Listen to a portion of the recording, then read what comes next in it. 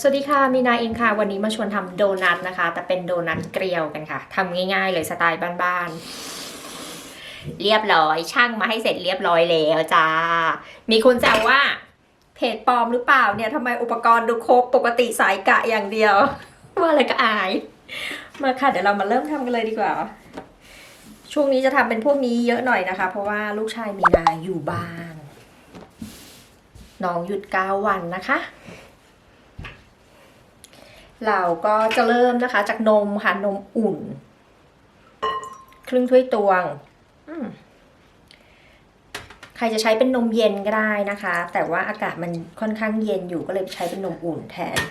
แล้วก็น้ำตาลทรายค่ะเดี๋ยวจะเขียนทุกอย่างไว้ให้ข้างล่างตรงนี้นะคะจะมีน้ำตาลทรายนะคะแล้วก็มียีสต์ด้วย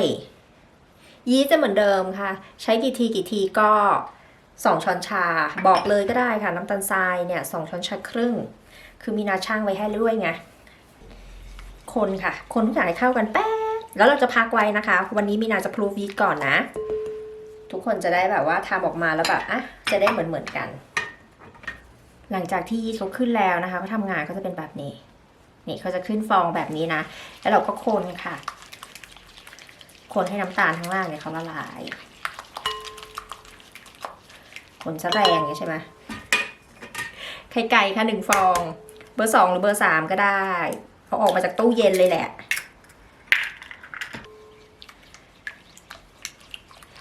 คนก่อน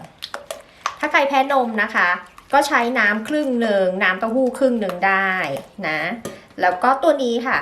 แป้งสาลีอเนกประสงค์1 ถ้วยตวงแป้งขนมปัง1 ถ้วยตวงใส่ไปก่อน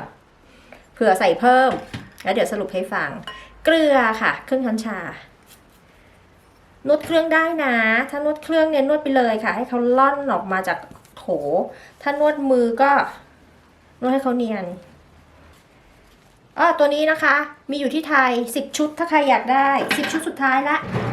ตัวนี้นะคะเขาจะมี1 เซตเนี่ยเขาจะมีประมาณ 4-5 อันมีนาจำไม่ได้แล้วนะแต่ว่าเดี๋ยวมีนาจะขึ้นรูปไว้ให้นะคะมีพร้อมส่งอยู่ที่ไทยนะคะอยู่แค่10 ชุดเท่านั้นเองแล้วก็ไม่มีแล้วนะประมาณ450นั่นแหละหรือ480จำไม่ได้แล้วค่ะประมาณนั้นนะใครอยากได้นะคะอินบ็อกซ์ไปที่เพจได้เลยนะไม่มีแล้วค่ะ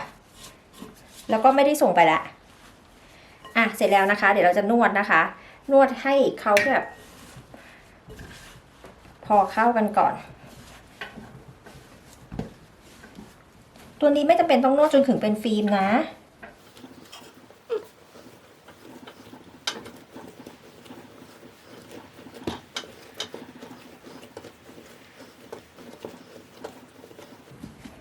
เสร็จแล้วนะคะ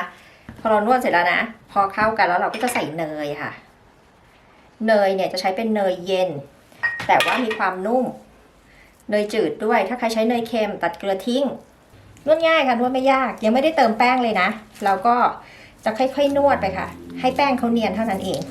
แท้เนยใช้มาการีนนะคะเราจะได้แป้งเนียนแบบนี้นะคะพักไว้30 นาที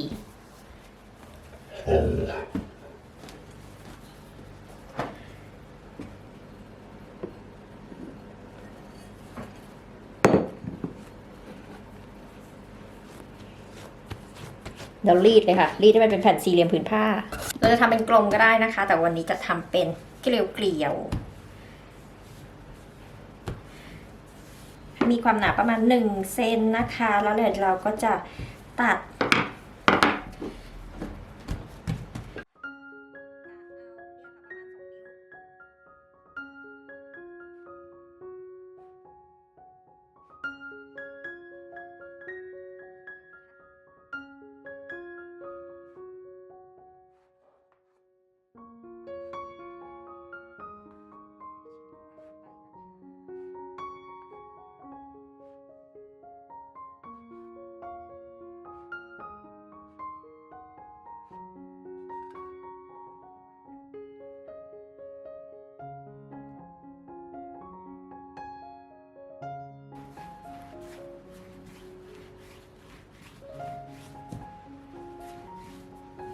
บิดทวิสต์มันนะคะทวิสต์เขาแบบนี้แล้วก็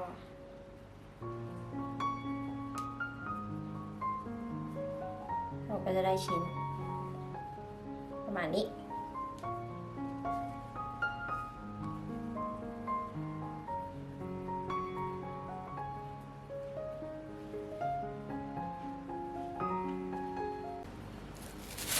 เสร็จแล้วเราจะพักแป้งนะคะ ประมาณ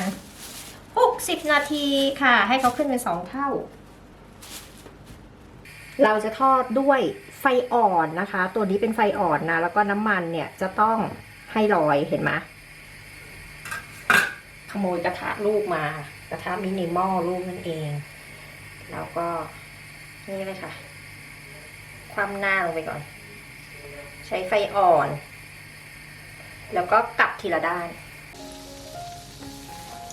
แป๊บเดียวค่ะสีก็เข้มแล้วเพราะว่าน้ำมันเนี่ยมันร้อนแหละ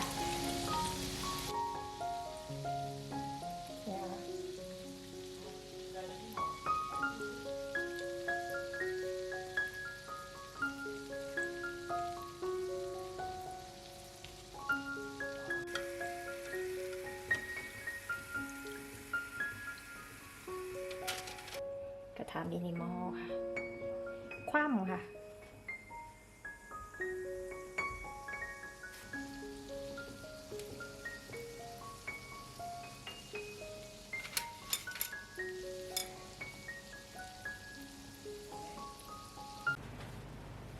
ทอดเสร็จแล้วค่ะออกมาเป็นแบบนี้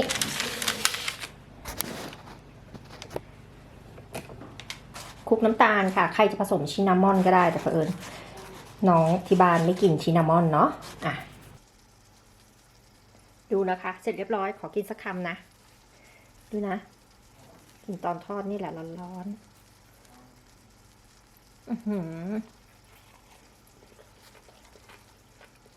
ทำเลยค่ะง่ายๆเลยโดนัทน้ำตาลเป็นแบบเกลียวนุ่มอ่ะนุ่มเหนียว